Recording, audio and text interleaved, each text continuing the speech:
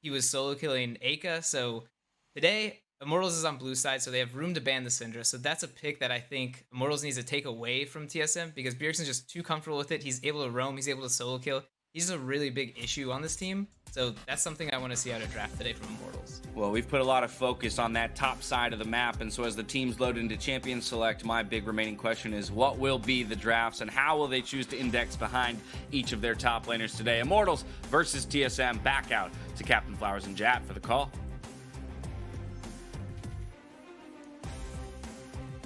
TSM going head-to-head here again. For those of you that may not recall it, these two teams played against each other pretty early on in the split last time, and it took a very long time for that game to resolve. I believe it was the longest one all split. Hard to miss it, actually, because it was on for so long. In fact, I think it ended a little bit ago. No, it was a 61-minute game where... You know, I actually had 100 different ways I was going to introduce that, and I was like, no, 99 of these are too sassy. I'm going to tone it back. So I'm glad that you picked up the sass that I left behind. These are completely different teams now, is the thing, because it was actually it was a week 1 game, right? It was on January 26th. And a big part of that was TSM lost Drake control. They gave over the soul. I think 2 Elder Dragons eventually went over to Immortals, and it was one of those weird sOAZ split push games with a poke-up. They had the Zoe Ezreal. Fast forward now 3 months, and we have a TSM who's on the big win streak and looking to be the second best team in the league. Well, let's see how it goes down, man. We've got Kalista, Syndra, Aatrox, Senna, Aphelios, and Set all banned away. And with a couple powerful top laners in Aatrox and Set off the table, Immortals see a good opportunity to pick up the Ornn first pick. Yeah, I think it's pretty bold that they didn't ban Syndra. And it depends how much TSM is in win now territory, because Zyricon, Syndra as 3 picks in the first phase seem pretty likely. Since they're undefeated on all of those combos. So they should actually, they could Xayah Syndra here and get the Rakan on the loop if they really wanted to. Yeah, I was thinking the same thing. Like, Syndra just feels so valuable right now. You probably want to go for that early, maybe not. It's just like Bjergsen Syndra, right? It's always a strong pick, but Bjergsen is 5-0 on it, looked completely dominant. Kobbe's 5-0 on Xayah, Biofrost 5-0 on Rakan. They're debating what to do here. And they actually end up going with something completely different. Okay, that's a little surprising. Yeah. Mostly because I feel like your opponents aren't going to pick Gangplank anyway, because they already picked their top lane. Well, then again, I guess Ornn could be a flex. Yeah. So, all right, we'll see. We'll see.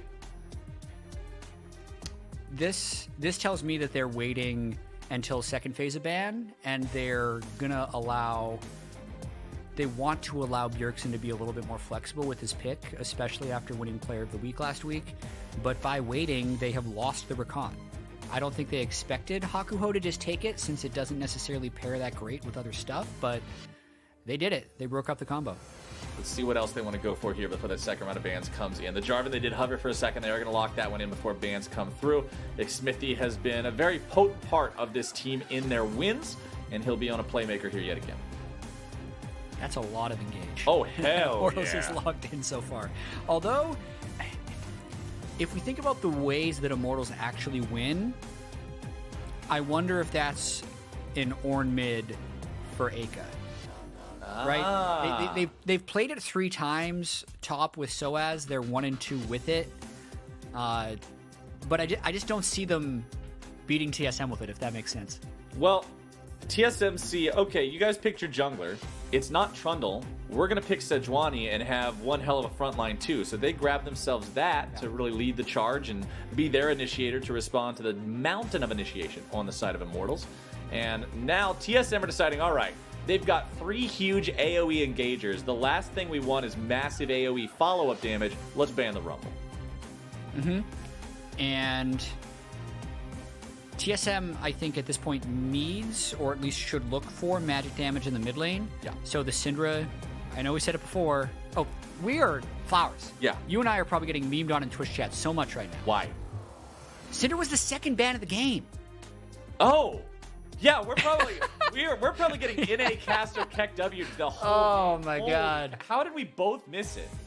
I don't know. Usually if one of us misses it, the other one will be like, "Oh, yeah, no, it was banned." and it's fine. Yeah. But when neither of us Yeah. have, that's 2 people and 0 eyeballs. Yeah. That's 4 less eyeballs than you would normally expect from 2 people. I'll take it. This was big grief. Yeah, that's all right. Yeah. We ran it down a little bit. Yep. We ran it down. But now that that's taken care of, we're just getting the bad out of the way before the game starts. Yeah, just go next. Yeah, You know, this is we're, like a whole new draft. Yeah, it's a scrim. We happen to int the level 1. They got 4 kills, so we're like, okay, just remake this. We're not. This is doomed. But we've got. You know what's Luck, interesting? Thresh, Misfortune, and Rumble all band away. You know what's interesting about people running it down in scrims? Luckily, at least for most LCS teams, the scrim culture's improved to a point where, like, if one team runs it down, they at least ask the other team if they're willing to remake, and then, like, with respect, they try and play out the game and win, because it's actually the team that played normal that has the right of refusal. Basically, it's like either let us snowball or okay, sure, we'll do a new one. But yeah, Well, Nautilus probably going with Xayah. all right, so Kobbe grabs the Nautilus, so we've got even more engage and CC potential on the side of TSM. And honestly, I like this. These are my favorite kinds of games of League of Legends, chat, is the one where both teams have 2 or more champions that are just exceptional at engage, because it means we aren't going to see any of that LCK style resident sleeper, 1 kill every 5 minutes, just wait for the Drake and that's the only thing you're allowed to fight over type of stuff. Oh no. Somebody's going to get impatient. Somebody's trigger finger is going to get just a little bit itchy, and we're going to see them make a play. That's the hope, because that's when TSM has looked a lot better, is when they're willing to go for it. The AP that Bjergsen would have left is Zilean, but for some reason, I'm wondering what the right combo is for Bjergsen Zilean in this team composition. So many other things are banned. It's like this or Zoe or Talia are basically his options. Oh. Just really quickly scanning to make sure those things aren't banned. Yeah, you're paranoid now. Azir would You're be a paranoid really good now. front-to-back team fighting. Oh! Okay. Okay. That's new. That's new. Awesome. Yeah, Diana into Orianna. I think they'll keep it in the mid lane. The burst on this slightly reworked Diana, it's been changed for probably almost all of 2020 at this point, having the E as an early dash. But like, if you can land the right wombo with the new R, the burst is so incredibly high, and they have a lot of setup CC to potentially allow the Diana to get good engages. So I don't hate it, even though we haven't seen Bjergsen on it yet this split. Well, he's going to have either 100% win rate or 0% win rate after this game, my friend. He's either going to look incredibly good or incredibly bad. We're going to see TSM and Immortals. Or somewhere in the middle.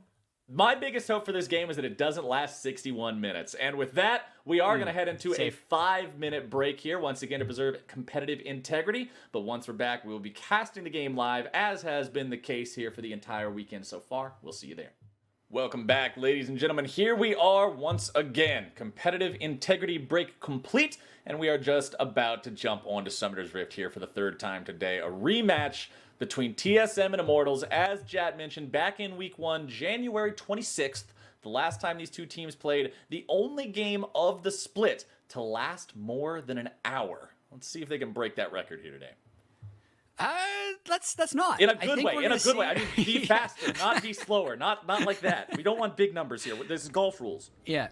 And as we mentioned during Champ Select, Captain Flowers, the Syndra was banned by Immortals, so Bjergsen had to go to a different pick eventually. The very last pick, Diana, coming in here. Also, the Zyra Khan was broken up by Immortals early on in the draft when TSM decided to go for the early GP, and really quickly they might get something. They get the flash from sOAZ top. Yeah, nice getting the Summoner spell here very early on from the side of TSM. And yeah, I checked my Twitter notifications as we were in the break, and we definitely had a few people mentioning how we weren't paying attention. One guy said he was literally screaming at his monitor because we failed to notice the Syndra being banned. So don't worry, we caught it eventually. Just Yeah, took us a little. those are the moments that you get to bond together with, when people are just completely oblivious to something, and then everyone else in the stands is like, no, look, literally in front of your face. Well, we're back into the game now. Everything's Gucci. We know who's playing. We know what's going down. Let's see how they decide to play it out. Now, remember that Ornn will not have Flash here for about another 4 minutes. And TSM have their blue buff warded by the Immortals squad. Hakuho and Apollo have stepped up into the brush. One Mystic Shot landed onto Biofrost there. And these guys are going to just try to be as annoying as humanly possible, keeping TSM from successfully leashing this buff for their Ooh, they got the ward too. This is a little interesting, but they do have to go to lane to catch the minions, so basically it's just a little bit of annoyance. The big thing there is they got Dardoch to burn his smite because he didn't actually have vision of whether or not the Mystic Shot could be able to steal it, and that means that Xmithie is significantly further ahead in this play. There's a chance that Xmithie could actually have just ganked top right now, which Broken Blade does have to respect, but instead he's doing blue Gromp to get level 3, and then probably will be topside maybe to cover the flashless sOAZ one. Yeah, you always got to worry about the Jarvan level 2. One of the scariest champions in the game with only a single buff and 4 creep score to his name, as Bjergsen just decides to hang back here in the mid lane, recognizing he's in a melee versus ranged matchup, which early on is never a fun time, and Eika will just have lane control due to that fact. Yeah, and we got to keep our eyes on Dardoch early because TSM has been the best First Blood team in the LCS. They've gotten First Blood in 80% of their games. So usually Dardoch has been exceptional at tracking the enemy jungler and has been really good at communicating with his laners when they are in danger or not, which I think has led to so much success early. And like, for instance, right now, Broken Blade is technically in a dangerous spot when he's trying to push his wave in, but as you can see, Xmithie's on completely the other side of the map. Yeah, Xmithie hanging around this bottom side. Not likely a play to really be made here, considering their opponents are underneath their own turret, and trying to commit a 3v2 dodge at level 3 almost certainly means at best you're getting a 1-for-1. Kobbe and Biofrost will be comfortable farming up underneath this turtle. They will continue to take some poke. We'll see if Immortals may want to make this happen. Here comes your dive. There goes your root. There goes Hakuho, nearly killed off. The Ignite will not be able to kill him. Teleport was used from Bjergsen to make sure that they were ready to deal with that dive coming through, but it also cost both summoner spells from Hakuho. Timely teleport, but the fact that they couldn't engage onto Xayah meant Biofrost ate most of that with Aftershock, and here we go. He's flashless, remember? Dardoch knew that. He knew he was safe to immediately flash to make sure he connected with the Arctic Assault, and that's an easy First Blood for TSM. And that was the window to gank. sOAZ was trying desperately to get that wave into turret, otherwise it would freeze on him. And right as the push is going to go all the way in, he's hoping for the experience of a few more minions. Instant double flash to get the kill by TSM. Well played from the TSM top side boys as they grab themselves that First Blood. However, because of Immortals' farm advantages throughout the map, they're still ahead in gold. Xmithie actually, I think, ended up getting 2 Gromps right there, so that was good for him early. Biofrost starting up a good trade for the side of TSM, but it's not going to stay good for long considering Immortals have the man advantage. That's flash from both TSM bottom lane. So many gankable lanes now with all these flashes being burned. I mean, Broken Blade burning his flash. Dardoch needs to get experience. Otherwise, he is going to end up falling pretty far behind. So quite an interesting early game right now. And yeah, as you mentioned, 10 CS bot, as well as the experience advantage for Xmithie's Jarvan. Back to mid lane, Bjergsen just dashing around, making sure he's able to farm things up here. Eika does have the opportunity to farm up enough minions to get the CS back in his favor, but Bjergsen will head down into the river now with Dardoch. They have control over it with that control ward that Dardoch is sitting on right now. And they won't go in any further. There's not really anything to go for anyway. It's not like the buffs are respawned yet. There's nothing to really contest for in there. So when the Scryer's Bloom doesn't find a whole lot, they're pretty comfortable here. It might end up being a bit of a weird game. So, like, yes, the teams do have a lot of initiation, as the doesn't go all the way through. But just because Hakuho denied the Rakan, the team comps just ended up a little bit weird, like the bottom lanes, neither of them necessarily being optimal. Like, no one goes into the game and say, hey, we definitely need Ezreal or Khan, right? You go with something different, but because the denial picks came through, these teams are kind of navigating these non-ideal scenarios. Ooh, Shockwave from Eika, flashed away from by Bjergsen, as Dardoch shows up here to make sure it's a fair 2v2, but a 2v2 it will not remain as Hakuho shows up now to the fight. Biofrost also working his way over towards it. as the Infernal Drake is started up by the side of TSM, but they choose to back away, if only to drag the Drake out. Xmithie is still hanging around. He may be able to contest this one.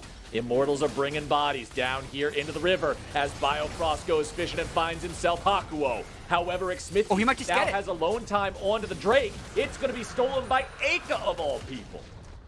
That is a huge win for Immortals. So that Drake looked really aggressive by TSM, but they had GP ult advantage and TP advantage. sOAZ was TP-less in the top lane and doesn't have the global ultimate, so TSM thought, hey, if a fight does break out, we'll win it for sure, therefore Immortals won't contest.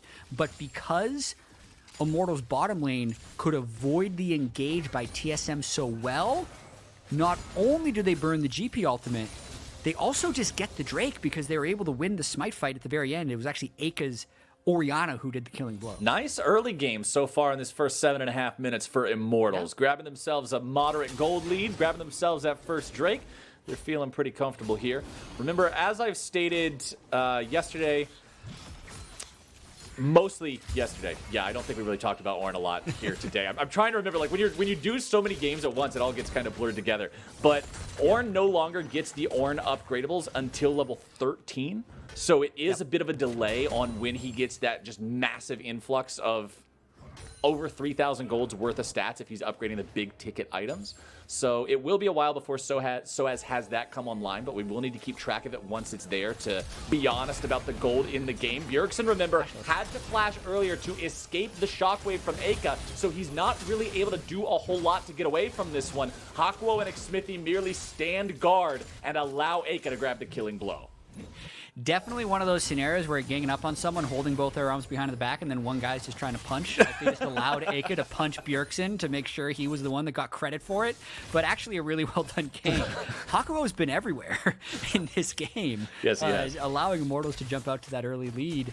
And to get back to your point, Well, I bought. we might not have time. Biofrost once again finding a dredge line down here, but Immortals disengages it. Okay, back to your point. To get back to your point about Ornn, yeah, the passive been pushed back one level in every scenario, so his own items upgrade later and his other upgrades are a level after, but the brittle damage is down. So like this trade right here, Broken Blade would have about 100 less health last patch. That might have even been like close to a fatal trade, whereas now he's just going to GP orange and potion back up and be completely fine. So the laning is actually way weaker because of the percent health brittle nerfs, since the Ornn combo normally has like 2 or 3 brittle procs coming out. And as we see both junglers hanging out up here, I think the biggest thing to take note of is the difference in level. Level 5 for Dardoch, 7 for Xmithie, who's just in a wonderful spot right now. Still has about 25% of the cooldown remaining on that Cataclysm before he can drop a big ulti in another one of these skirmishes. But they've got control over the Rift Herald Pit. However, by putting that control ward down, they did see enemy vision around. So Xmithie's got to be careful to not overcommit to this while his top laner is back. sOAZ, of course, not having a teleport available to use right now, has Summoner spellbooked it away into an Ignite. And nobody's gonna over-index for Shelly here. Yeah, everybody just slowly walk away. But Immortals is still in perfect position. I think they can actually just take it now once the reset happens. They have... The only thing they don't have up would be Hakuho's ultimate. He would need level 6, but it's not matched by Biofrost anyway. This is looking pretty darn good for Immortals early on, Captain Flower. So sure, the first blood did go over to Broken Blade, but it hasn't really ended up mattering. And this Rift Herald might break open the game for Immortals. Shouldn't be any sort of an opportunity for TSM to do much about it. That'll be picked up by Xmithie. Remember, once you pick up the Rift Herald, I believe it's 4 minutes that you have to crack the eye, which, considering 4 minutes from now, it'll be just past when the plate timers expire. So provided Immortals don't wait until the very last second on that, they should be able to secure themselves almost a kill's worth of gold in plate money at the very least. Xmithie and Hakuho heading towards this top side, but Kobbe, Biofrost, and Dardoch are all hanging out. They're ready to go. This could be a big catch, and there it is. Hakuho is exploded before Immortals can do anything about it. That was very risky for Immortals to be there again because of the TP and ult advantage of the GP. They end up not even needing it. Like, TSM was just able to get the fight won before anything even started, but that, I think, is why TSM was so willing to go for the fight right off the bat and get the kill. Dardoch moving through the TSM jungle, coming towards the mid lane to provide some help for Bjergsen in case he needs it, knowing that Xmithie and Eika are both pushing up here into this mid lane wave. Kobbe and Biofrost will head back into the top side. Apollo shoots the True Shot Barrage. He'll manage to find Dardoch by luck and Kobbe by aim, but that's about it. He found like 80% of TSM's fog. Like he got, oh yeah, by the way, here's everyone. So even though it didn't hit minions, it actually ended up working out pretty well because they know where everyone is now and they can just start up on the second Drake. Immortals on it.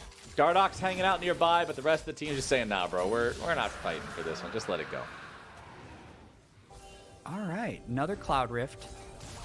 There's not But enough Ocean Immortals- Rifts in the LCS, chat. I really wish we had more of them. I feel like we never get them. It's your calming rift, right? Yeah, the Therapy Dragon. Yeah. Yeah.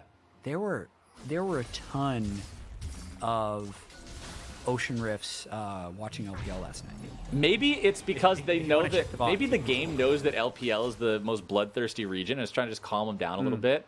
It's like, you know, chill lo-fi beats to study and farm minions to just try to pump the brakes on the team fights a little bit.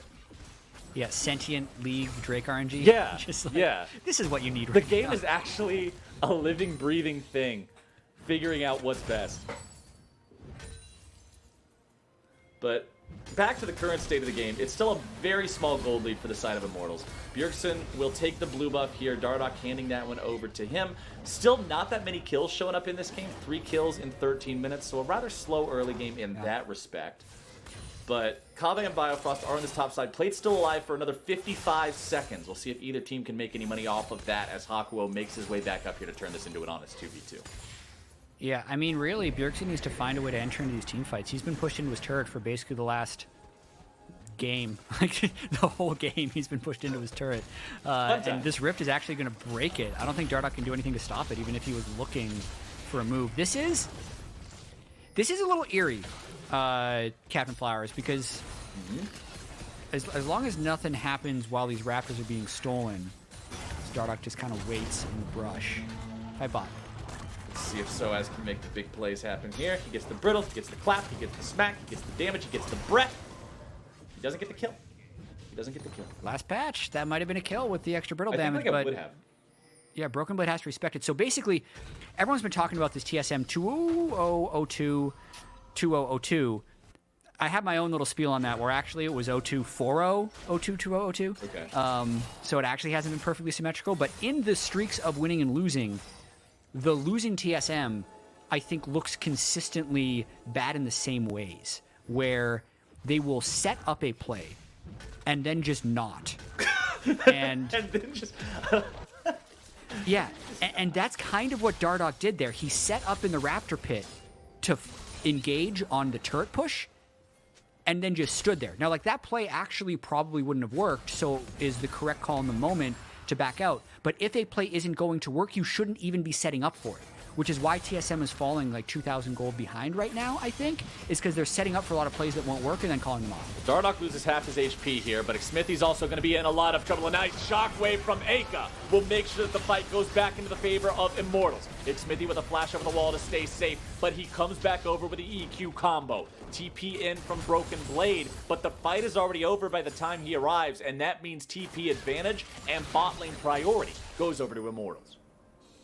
And Immortals is looking pretty good here. The 2-0 Orianna, if Eika can stay consistent, he's got real carry threat in this upcoming game. We know Apollo's Ezreal can be safe. We know Hakuho's a good engaged player, and sOAZ has actually just been handling Broken Blade in these side lanes as the Orm. So everything really working out for them as long as they can group up and work towards this Cloud Soul. TSM down 3,000 gold at 15, man. That is not a small disadvantage. And here's one of the examples where, like, TSM isn't going for these plays because it's not going to work. Like, Dardoch was thinking, hey, maybe we can burst out someone if they face check, but they were going to be a little bit outnumbered. Like, it seems like almost every time a fight happens, Hakuho is there to turn the numbers advantage in the favor of Immortals. And it's resulting in Eika getting pretty fed. Eika 2-0 on this Orianna. Mercury Treads and not the Leanders, the baby Leanders, the Haunting guys, both in inventory. Now, this is not the super burst, WTF is that damage, OMG Riot 1000 AP one shot, how is this legal build. That is the Sorcerer Shoes Oblivion Orb Luden's Echo. That's the one that just 100 0 as a support in the mid game. Yeah. He's gone for a more defensive approach this time. He wants to have the Mercury Treads to get out of the CC that comes out from the Nautilus, from the Sejuani, and he also wants to have more magic resist against the Diana. Haunting Guy is also going to be more effective at wearing down healthy targets like, again, the Nautilus, the Sejuani, and the Diana. So that means at least you're a little bit less worried if you're Kobbe, if you're Broken Blade, from just having a massive chunk of your HP removed instantly by that combo. But he's still very scary on this Orianna. Highest farm in the game, 2 kills under his belt. The man's doing work. And here they go, Ornn right into TSM. And just all right. I mean, you hit time. the mark, and you're out of there. Interesting here. Immortals is actually trading temporary gold with Rift Herald to break another outer tier turret in lieu of setting up for the Dragon Soul. So they're actually trading Rift here for Drake number 3. It's within their right to do so, but I think with the Ornn and the Fed Ori, I would have preferred Immortals just groups around Cloud Drake. TSM, I think, should be very happy to take this trade. Yeah, seems perfectly fine for them. Again, Immortals don't necessarily have to worry about this in terms of what it means for TSM, because you don't worry about Drakes until the 3rd and 4th one as a general rule.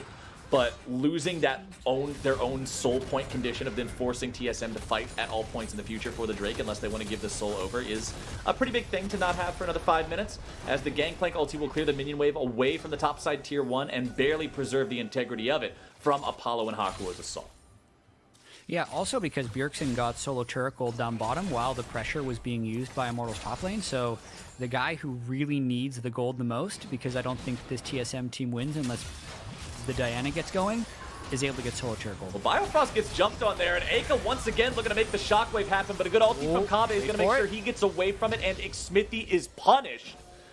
Initiating on the tanky support with Aftershock does not pay off for Immortals there. A good turnaround and a nicely timed ulti from Kobbe. Yeah, Kobbe perfectly outplayed that, and then also held his feathers for the end of the stasis to instantly kill Xmithie, but unable to get much more after that, as the Orianna's wave clear is still pretty strong.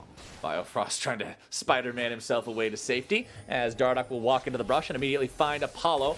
Dardoch's still only level 9 here on this Sejuani.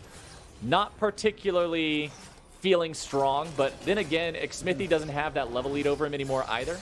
Dardoch's done a good job of catching up and at least staying even with his counterpart, despite the fact that he is 4 levels behind the enemy mid laners. So it's not like he's going to feel invincible when he charges into these front lines. This is feeling like one of those sad boys jungle games. Sad boy junglers? Yeah, this is where they take a screenshot when the solo laner's level 17 and the jungler's 11. They'd be like, look at the jungle experience. And then, you know, everyone I'm just imagining sad boy junglers sitting in their raptor pits with an ocean drake, just looking out at the rain, listening to Lil Peep's greatest hits. Yeah. Well, the reason is, like, there's so many farm-hungry people on TSM that, like, Dardoch shouldn't take farm. So he's actually just going to naturally starve himself. And then Xmithie, just with the style that he plays, being so present, supporting his teammates, isn't going to be farming either. So we're going to see some really big level discrepancies between, I think, Eika, who will be the farm king in this game, at least as long as things continue in this pace, and the junglers. So it's going to make it really, really hard for them to have positive impact because they're going to be so starved for golden experience this game. We're also going to see the front lines explode here shortly, and I mean that in terms of power, not like somebody just deletes them, because Xmithie, Dardoch, and Biofrost are all building Gargoyle Stoneplates. Biofrost actually just completed his as I started to make the point. So these guys are going to become much more difficult to just find that instant burst to shut them down. Yeah, we're set up for some potentially front-to-back team fights. It's actually, if we call back to Champion Select, that is Azir Hover by Bjergsen.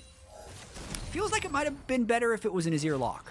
Just because the Diana has been pushed in the whole time, doesn't have the same wave clear as the Azir, probably doesn't have the same scaling, and we are set up for these long team fights with 4 tanks that you need to be able to shred through, and I just don't think Diana is looking like the pick for that since he wasn't able to escape lane and start diving these sides.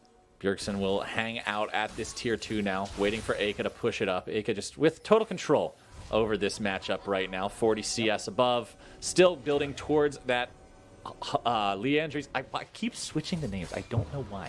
The completed Leandries, the one that actually gives the burn.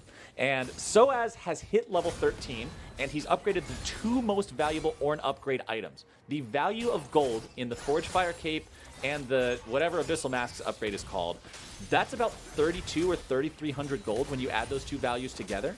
So when you look at the fact that, yes, this game is 600 gold apart, it looks practically perfectly even, remember that that gold value is a lie for Immortals, and you need to inflate it by a little bit over 3,000 for an accurate representation of how strong the rosters are. I do think as well there is a little bit of wiggle room there because the gold value added is part of just like the strength of the champion. And also, like, there's only one Ornn item that they can actually upgrade as they're fighting over this mid lane Cloud Drake, which would be the Trinity Force when sOAZ hits level 14. No one else has an eligible item. Ludens. Oh, right. Shoot. You're right. It's just people usually wait for the death cap because that upgrade's so much better. Right. That is true. If you want an optimal upgrade, you do not upgrade the Ludens now. You wait for him to grab the hat after. But yeah, Ludens, Molten Edge. Right, Jarvan doesn't have anything you can upgrade. Rakan doesn't have anything you can upgrade.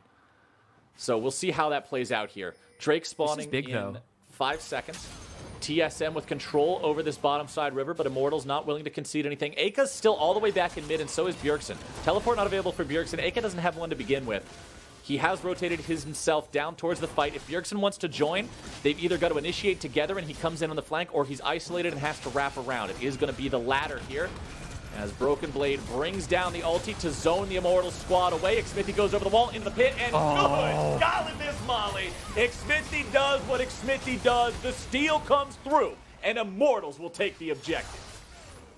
Right through TSM. He actually precast his flag and then just kind of danced for a little while before Q smiting. And now they're going for Biofrost. Biofrost in some trouble. He pops the stone plate. He's making his way towards the wall to flash away. He's going to live. Apollo with no true shot barrage to hunt him down. But Dardoch caught out now in the bottom side of the river. sOAZ chasing after him. Kobbe, he's in the bush. He says, all right, man, I'll see you later. I'll catch you back at home. Big fight win for Immortals there. It was actually a little bit peculiar because it looked like Immortals was just only trying for a steal, and then halfway through they realized that they can actually just smash the team fight. So there's a chance that could have been even more one-sided if Immortals would have had a little bit more gusto in the way they initiated, but even so, 1 Drake away from Soul Point, still that 2,000 gold lead, and more Ornn items coming online. sOAZ hitting level 14 and upgrading the Triforce at the end of that fight. Triforce upgraded means more power for Apollo. I think that one's only worth a little bit over 1,000 gold. It's not quite the same tier as the Forge Fire Cape and the big Abyssal Mask. So still a nice upgrade to have on your carry. Broken Blade being forced to run away now from sOAZ. Who says tanks can't win a 1v1? Lots of damage coming through there as Hakuho will force the flash on a Broken Blade. Ornn doing Ornn things, even post-nerfs once sOAZ has this 20 CS lead he's holding.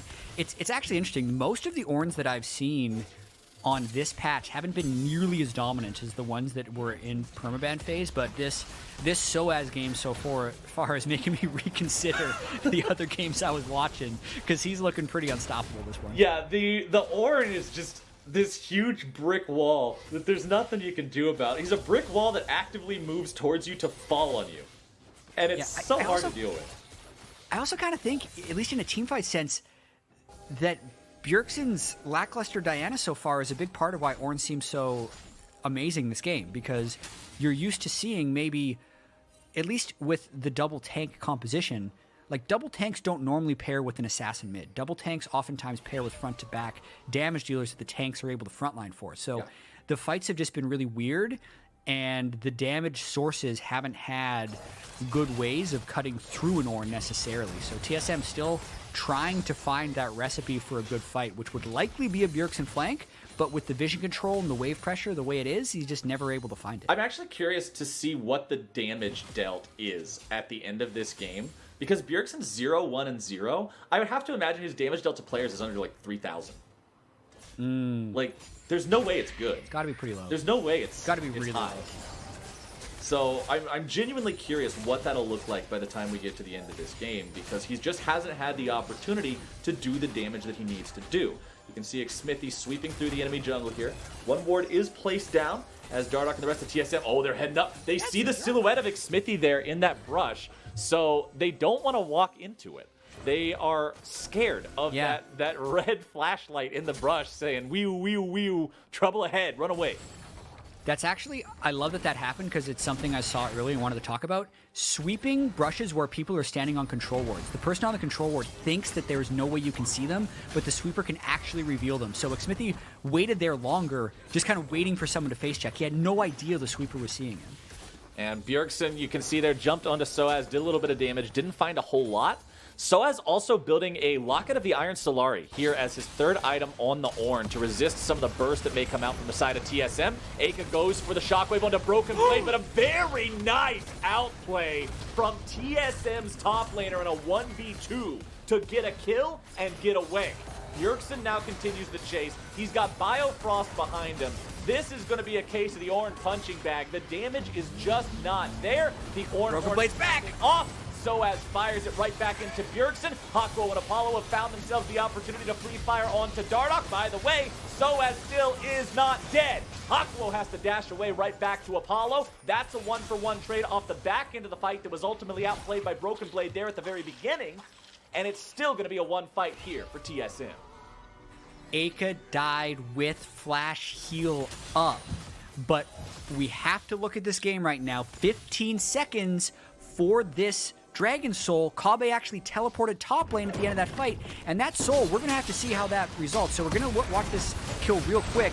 Eika's just sitting in the middle of the GP ultimate and then gets double barrel chained. I don't think he realized the turret was on him as well as they chase down the rest of this fight. But I'm really interested to see what's happening over with that Cloud Soul. As you can just see, like, how many times Bjergsen has to hit sOAZ before he has any effectiveness. Yeah, there was no reason this team should ever target Ornn if they can help it. They couldn't help him right here. They kind of had to go for him, but it did buy enough time, even though sOAZ died, for Immortals to get that return kill into Dardoch. You know, normally, I feel like Stoneplate Sejuani is so tanky that you think, oh man, this is Sejuani. What a frontliner, man. What a tank. But then when you compare Stoneplate Sejuani to Ornn, the time to die was like triple for Ornn. Yeah. And also the fact that Apollo was hitting the tank on one side and Diana was hitting the Ornn, right? Yep. The DPS is majorly different, but the big takeaway from that fight, beyond getting a little bit of gold for Broken Blade, is the fact that when they recalled and reset for Drake, Immortals was unable to make it in time to contest, and the Cloud Soul has been pushed back. So now we have Kobbe hitting 3 major items. We have Broken Blade emerging as a carry threat who might actually be able to match sOAZ in sides right now, and we still have a very open game. Could go either way with less than 2,000 gold separating the squads. 29 minutes in, Drakes are down for the next 4 minutes, but Baron is alive and kicking. Immortals in the TSM topside jungle now, looking for a potential pick on a Biofrost here. Hakuho jumps forward, tries to go for the grand entrance, but won't get it. They do, however, secure the red buff away from their opponents. Apollo with a Mystic Shot to secure that. And TSM are right back into the mid lane here trying to defend. Surely this doesn't go 62 minutes, but it is very Don't close. jinx it. Come on. It's a close game. I mean, looking at how hard it was to kill Ornn and how the outer turrets, even the second tier turrets, are still alive for everyone. As we see this fight in the mid lane, good GP ultimate actually. Biofrost tanking up here on the front lines. Hakuho looking to get himself away, but Bjergsen's able to find the shutdown and the damage. Broken Blade, the only man going to be caught out by the Shockwave, and TSM, ladies and gentlemen, they've got a team fight. They get a 2-for-0 and they're on the march to Baron. Hakuho, as he was jumping back from that fight, got hit by the second part of Bjergsen's Diana ultimate. So a one team fight because the GP ultimate plus the Diana were able to flank. But now Dardoch clearing vision is very low and TSM has to reset. Okay, so TSM won't get the Baron, but winning a team fight like that, straight up 5v5, feels very good for them and bodes well for their chances moving forward here. I think it does, but as we mentioned before, Gold's still close, Drake's still close. Watching this one more time, it's really just a matter of like, Immortals initiate, like all their tanks went in, but the GPL plus the Diana made it so Immortals' damage could not follow up. That's how TSM needs to have fights happen, because it actually gives enough time for Kobbe to slice through the Immortals team. Broken Blade continuing to just build up this farm here on the Gangplank as well, working towards the Infinity Edge. That'll bring him up to 50-50 on whether or not it's a crit with these big old barrels finding their way into the into the Immortals lines, excuse me. As checking in on the Ornn items, 13, 14, 15, we should see another item upgraded, but they have not upgraded one because there isn't one to do. You can see Xmithie working on a Knight's Vow, which can be upgraded. We're still probably waiting on Eika to get that hat with the needlessly large rod in inventory. We all know that 2 large rods put together does make a hat, so that's probably what they'll be looking to upgrade next year if they can. Meanwhile, Hakuho has a QSS. He does not want to be caught out of position anymore when he goes in. Yeah, they are playing the long game in terms of getting the death cap completed for Eika, and I think it's within their right to do so. I mean, we got this next Cloud Drake spawning in 1 minute and 30 seconds. They let the last one kind of get away from them because they tried to play top lane that failed. I think this time just getting first setup on the Cloud Drake, making it so TSM has to walk into the Shockwave in the Ornn ult, will give Immortals the best chance of securing this soul. I wonder if sOAZ just upgrades the Xmithie Knight's Vow right now because he can. Because I'm not certain if we're going to see the upgrade, see the hat be completed for Eika in time for the fight to break out. sOAZ will have TP available to come to this Drake fight here when it spawns. It's just a few seconds away and the Drake's still 45 seconds out. But I feel like with the fight likely brewing, you would want to upgrade something if you can. Yeah, I think it would have to be the Ludens if they get anything done. I'm not entirely sure if the Knight's Vow is upgradable. When I'm looking at the support items, it has the Locket and the Redemption as the upgradable options. Wait, Knight's Vow? But this, I thought Knight's Vow was upgradable. I don't think it is. Yeah. Not? Huh. I don't think so. I'll be darned. I'm not sure, though. All the support items just blend together to me. Yeah. You got chat items and not chat items. All the not chat items I'm not concerned about. All good. Immortals setting up for this last Drake. It still wasn't as bad as Beginning of Syndra wasn't, Dan, so I excuse myself for that one for only making my second worst error this game, as TSM will try to secure the next Drake for themselves. Remember, if they get this third one, that puts them on Soul Point 2. The 7th Dragon is the last one no matter what in any game of League of Legends that it spawns in. Sans Elders, of course. So they got this set up. TSM have control. Immortals may once again look to make some sort of a steal here. Remember Xmithie, he did it once, but Biofrost is going to go in and look to shut him down before it happens. Broken Blade with the ulti summoned up. Xmithie with the flag over the wall, and the Drake is going to be secured by the side of TSM, but Dardoch has already been popped. Cataclysm comes through. Hakuho jumping right back out. It's a 1 for Drake so far. TSM will take that trade. But Flowers, now that the jungler's down on TSM's side, Immortals might just look straight towards Baron, or at least catch Kobbe. That was such a smart check by Kobbe to see that Xmithie was waiting for him. Because Immortals had the chance to try and rush Baron, but it just would have been very, very dangerous. Immortals do get a tier 2 turret out of it, so at least it's an objective trade for an objective that they got. But I always enjoy watching these situations where both teams are at 3 Drakes. Everybody's on Soul Point. The 7th Drake is coming, and both teams know what's on the line, because it rarely ever isn't a fiesta. It always just turns into this absolute crazy bloodbath, and I'm about it. Absolutely. I mean, we're powering up more and more, and when Eika completes that death cap, the Shockwave would actually be capable of one-hitting Kobbe if he doesn't get his ult timing off properly. So we know that Kobbe has been building pure damage because he needs to. He needs to slice through the tank line of the Jarvan and the Ornn. Yeah. The game is just getting more and more explosive the later we get into it, and Dragon Soul is going to happen, we think, in the next 3 minutes. I would hope it happens. I mean, hey, we just had that COG C9 game where it's like, it's close. Yeah, it's really anyone's game. And then 35 seconds later it was over. So that's always a possibility when you're this late into the game if someone gets picked. TSM are starting off a fight here. TP is going to be coming in from both sides. Eika finds the ulti, but it's only on to Biofrost and Dardoch. That's the tanky members on the side of TSM. Dardoch trying to jump away over the wall. Biofrost will do the same. Xmithie comes through, and Bjergsen's going to be the target. Xmithie taking a whole lot of damage, having to get himself away. Bjergsen into the stasis, knocked up into the air. TSM on the retreat. Immortals will claim the win here in the fight, but do they have the opportunity to do anything with it? Jarvan doesn't have a Warmogs. It's not like he can immediately regenerate that lost HP. Apollo and Hakuho moving forward into the enemy jungle. Biofrost and Dardoch both with sweepers active, checking for wards as they make their retreat. And the Baron damage of Immortals is not that high. So they can't just turn and burn it like if they had a Cassiopeia or a Callista or a Vayne. It's very slow for them to do it. So even if they chunk out TSM, and unless they've actually wiped them, they can't stick around there because then GP barrels would eventually just kind of poke them off the Baron pit or put them at large risk of dying. So we're playing this really touch and go game where we're waiting for probably the next Drake. As there it is, the Mega Death Cap has been completed. Super Mega Death Hat, ready to go. Eika found his upgrade, and that's what Immortals have been hoping for here for a nice little boost to his power. Speaking of extra power, Broken Blade also has a stopwatch. So we'll see if he gets to debate everybody on Immortals with that at any point, if they think they can grab a kill, and then he can make a big ol' outplay with his stasis. As for everything else, it's pretty standard here, waiting for that Drake to spawn.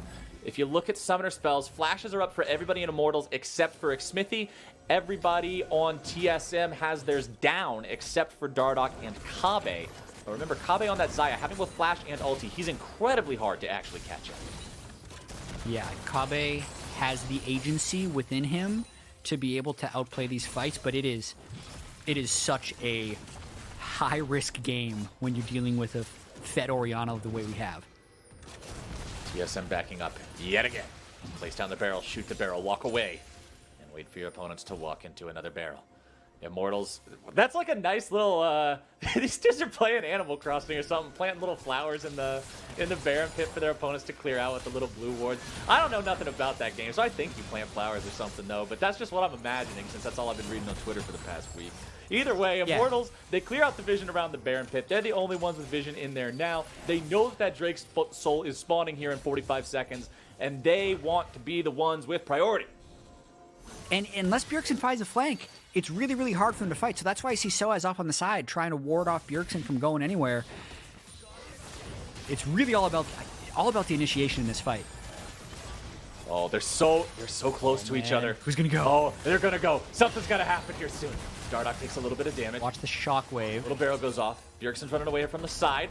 Knockout comes through from sOAZ. There's the chain CC coming down. Now the charm goes out. The damage comes through. Stasis coming out as Hakuho is now going to be the target. Dardoch there on the front line. Xmithie also tanking up. sOAZ grabbing the kill onto Bjergsen. Dardoch very low. Dardoch very dead. Biofrost going to follow. And Immortals will slam that fight. And it is Bjergsen who gets caught. If someone is trying to flank you, oftentimes, if you can just charge him first, you completely prevent him from being able to get that flank off. Eika didn't even need to land the big shockwave there. There was actually some dyssynergy as Xmithie was flashing back as the shockwave was going off, but because they just got so much damage on a Bjergsen before he could even press R, they take the soul. Nicely done there from Immortals, punishing Bjergsen, out-team fighting their opponents, finally earning that soul they've been seeking for the last 20 minutes, it feels like. And now they're going for the Baron as well. Considering Dardoch is only just now respawning, Bjergsen won't be alive for another 7 seconds, and even then he has no TP. This is a free Baron for the side of Immortals. Immortals on the precipice of 2-0ing TSM in the spring split. Now finally breaking the game open for the first time. Man, this has been a slugfest.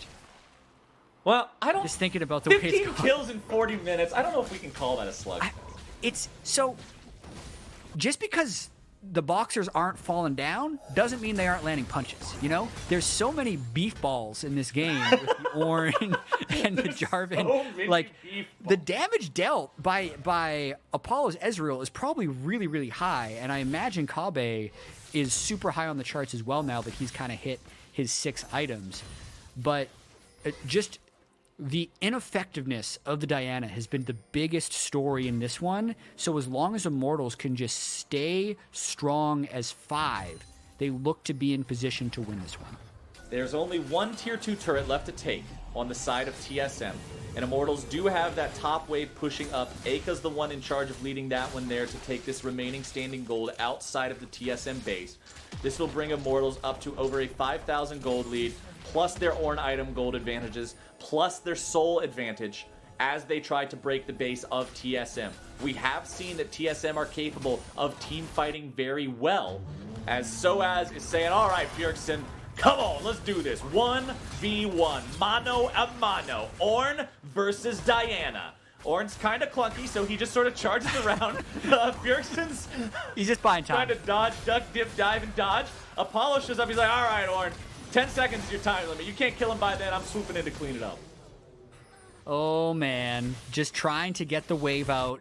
sOAZ, perfect play to just know that, you know, I know I don't need to kill him. I just know that he can't kill me, and Apollo is just going to meander his way over here. Now they have 55 seconds of death timer to force a potential 5v4. They might not even die. It's really just about pulling TSM back and forth so we can get one of these inhibitors down. I like the fact that you use the word meander because it's the most unmenacing form of movement possible.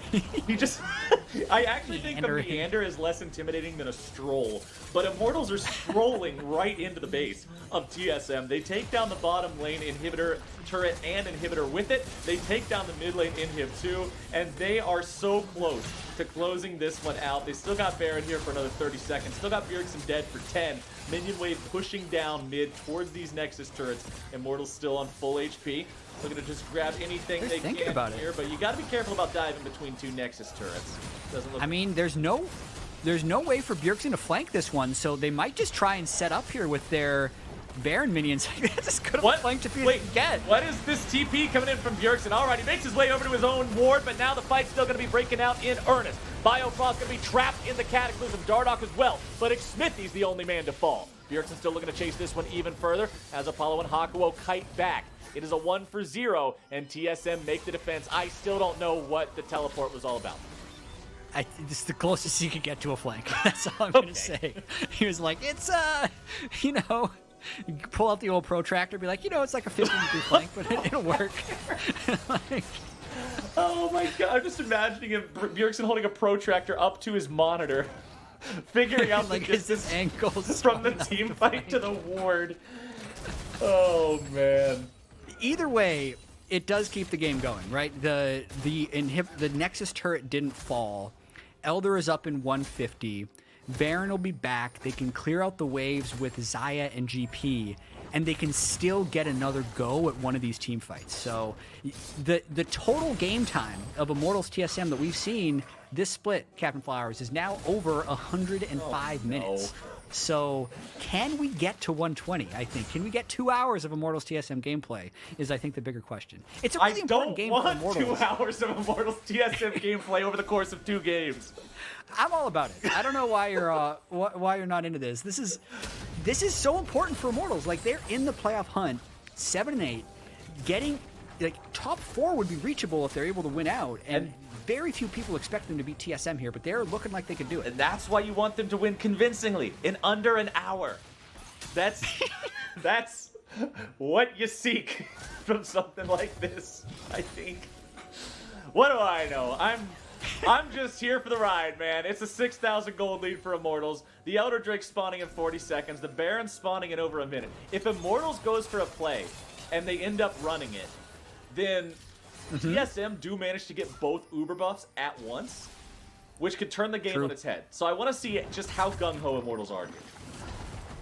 I mean, generally speaking, Immortals with the 2 waves of supers could control this Elder. It's kind of interesting how Apollo is up top with the TP Ezreal, making sure the top lane is pushed in. And yeah, TSM, like, if they can take a fight, they should take it now. TSM, they're going after Xmithie, but now Immortals are collapsing from behind.